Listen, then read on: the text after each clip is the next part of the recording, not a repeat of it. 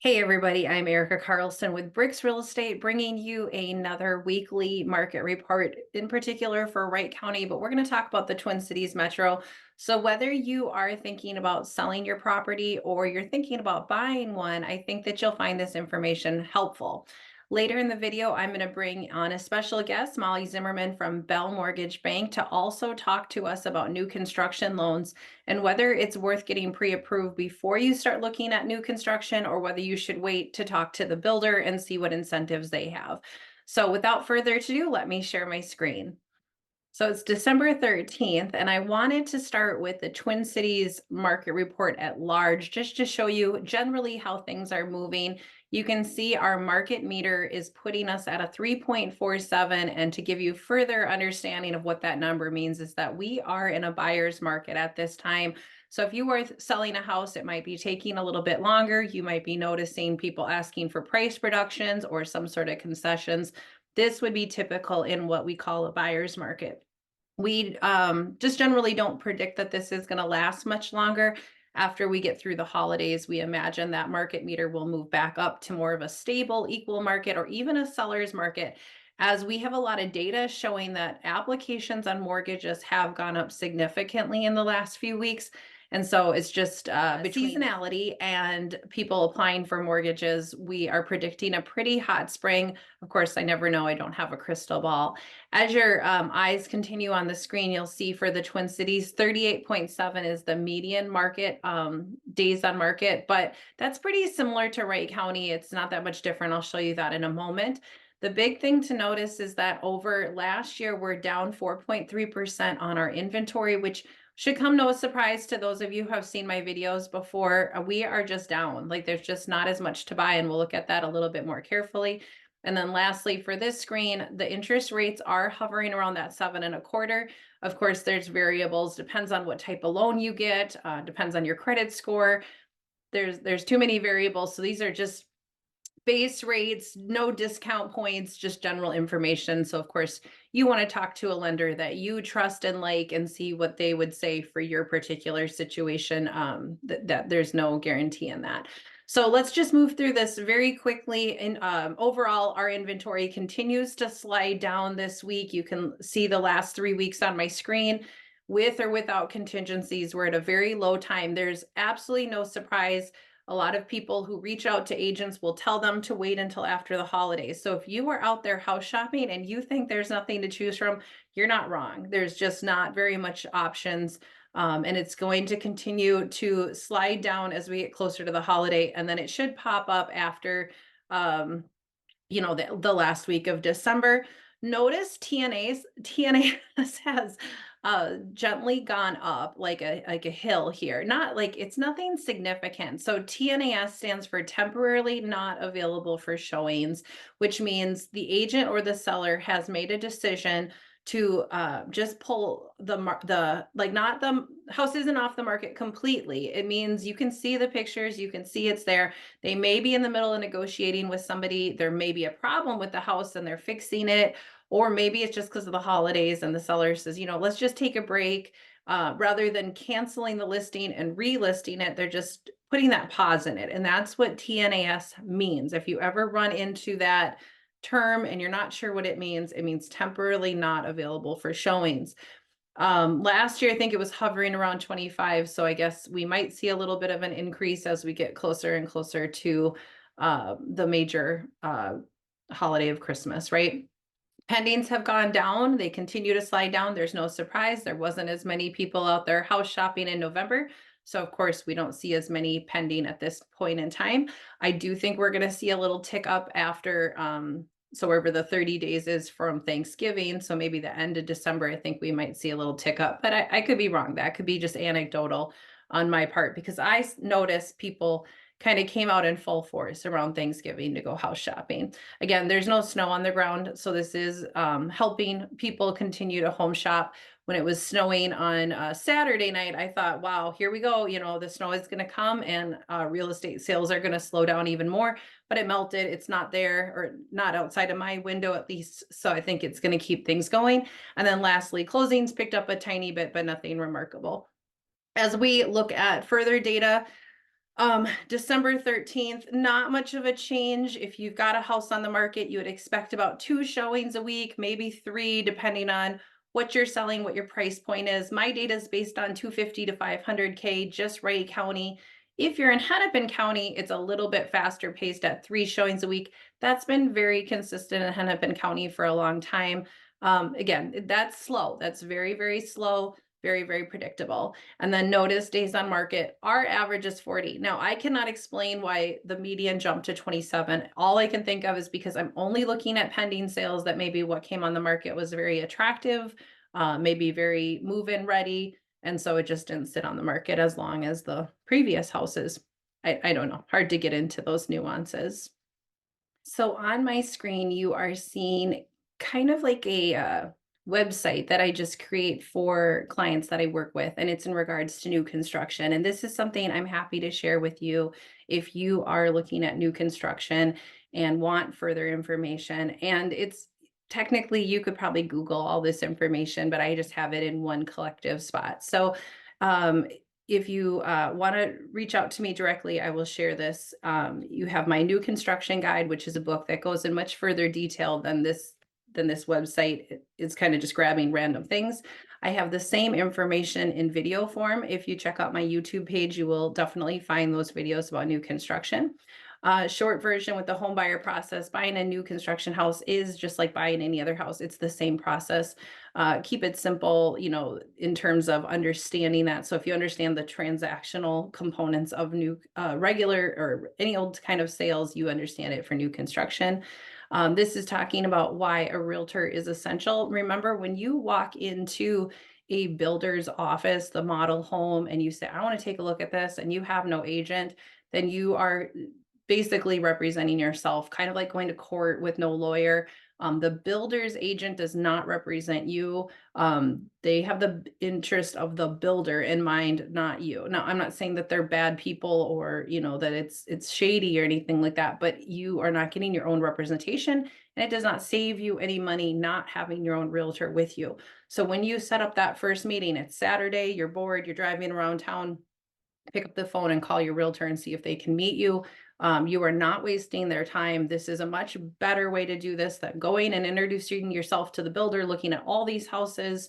You may be talking yourself out of some sort of agency in that process on accident. Highly recommend having your own agent. Again, you're not saving yourself money by not having your own representation. This is about talking about inspections, and yes, you should get one. If you don't, you're not in the minority by any means. Lots of people just rely on the warranties that come with new construction and don't think it's an essential part of the process. That's a personal decision. I've seen hundreds of pictures of bad new construction where if someone would have got an inspection, they might have been able to take care of themselves a little bit better for that $600 spend. Earnest money is a little bit different in new construction. It can be significantly more money than a regular resale. That is something you might need to prepare yourself for if you are leaning that direction.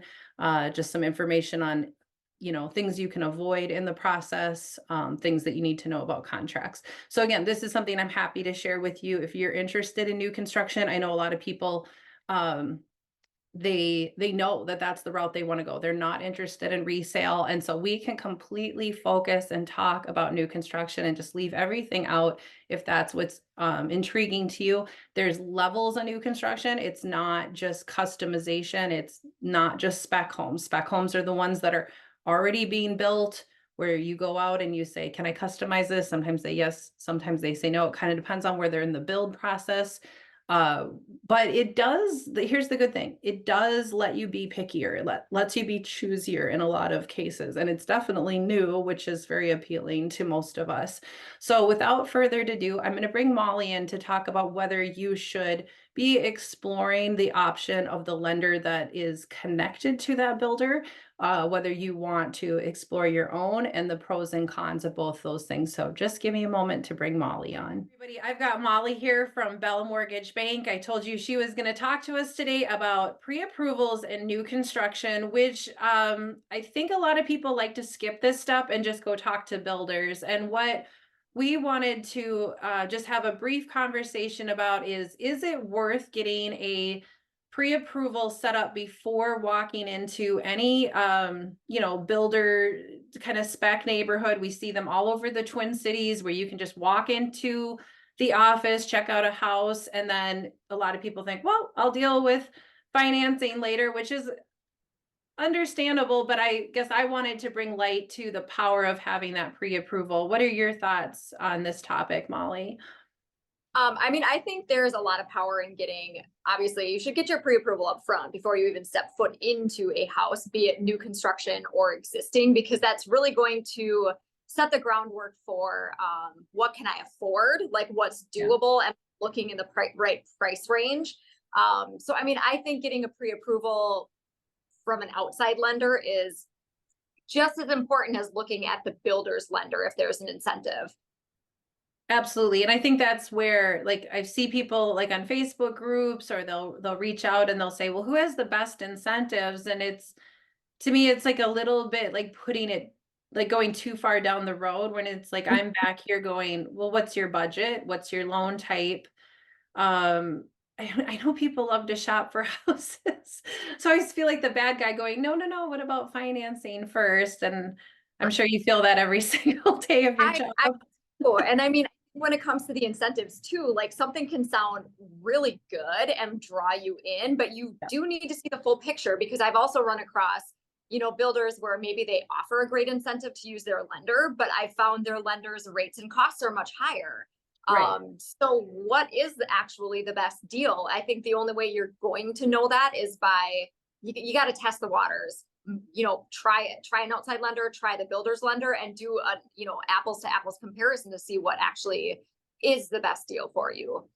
Absolutely. I think what we hear the most often in the Twin Cities, and this is probably nationally, is if you use this lender and this title company, I will give you X, Y, and Z Mhm. incentive. And what I've learned over the years of doing this job is that a lot of times that same incentive can be replicated by an independent lender. Do you think that's true, Molly, or? I would agree. I mean, there's been many cases where we've either been able to match it or beat it. In situations where I haven't been able to retain the client, I go so far as to, if my deal's better, if I can get them a better rate cost combo, they may take that back to the builder, and that builder may match my better fees, and they might still get the incentive on top of it. So I think Mhm. having a strong lender in your back corner that really is looking out for you is extremely important. And yes, I mean, I'm willing to help them get a better deal, even if it's not through me, because I do feel that, building that relationship down the road, they may come back to me and talk to me in the future. So Well, and you've done a really good job of educating me that a lot of times the preferred lender isn't able to do HELOCs or refis or some of these other programs that might be essential to somebody, even if they are going to choose a different lender for another piece. So again, just having a bigger conversation might be useful for various other components of the real estate transaction. There was something else I was going to completely say, and then of course my brain just went in seven different directions. But yeah, I 1,000% agree that we need to get pre-approved before we take a step inside. The part of the video you didn't see me talk about was that of course, it's going to sound biased, but people don't save money not having a real estate agent when they step into these homes. And I think it's very innocent. It's a Saturday, Sunday afternoon, you're driving around. That's a cute house, I'll go in. But without a representative with you or realtor with you, you may be actually losing your opportunity to have a real estate agent. And so it's like so important for people to understand that the builder's rep is representing the seller is the builder. I don't think everybody understands they're not saving money. And then my second fear, and this is why you're on the call today, which is there's also that fear that like people aren't getting second and third opinions. So then they think, well, if they told me I'm going to save money using this title company and this lender, therefore it's true. It's like, right, is it true, or were you just told it's true? correct. And Yeah. that just makes me very uncomfortable.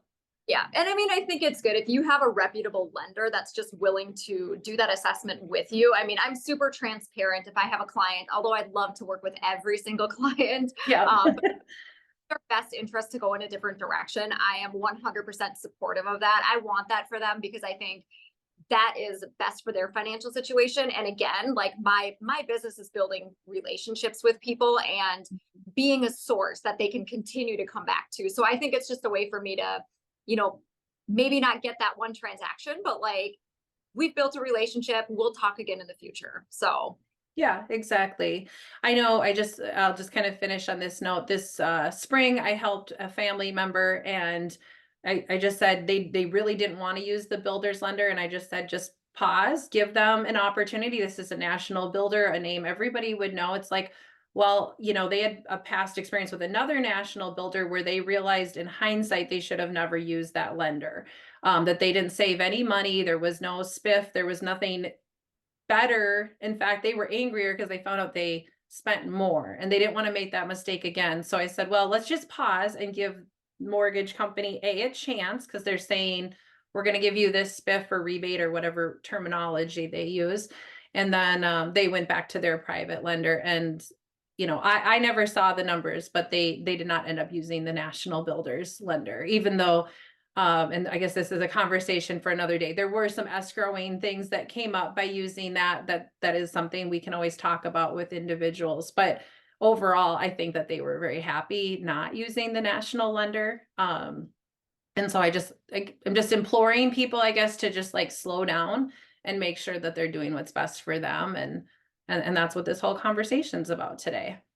I would agree. I think just check your options and make sure you're making the best decision for yourself. Absolutely. Well, if people want to get a hold of you to talk about this more, I've got your information in the link, whether they're finding us on Facebook, Instagram, or YouTube. It's all right there to get a hold of both of us. And I always appreciate that you take the time out of your afternoon to join me. Thank you so much. As Absolutely. always, Thank if you. you made it to the end, I really appreciate you and I would love to hear from you. If you have any questions about new construction or real estate at large, I am happy to be a resource. If you found me on YouTube, please like, subscribe, share.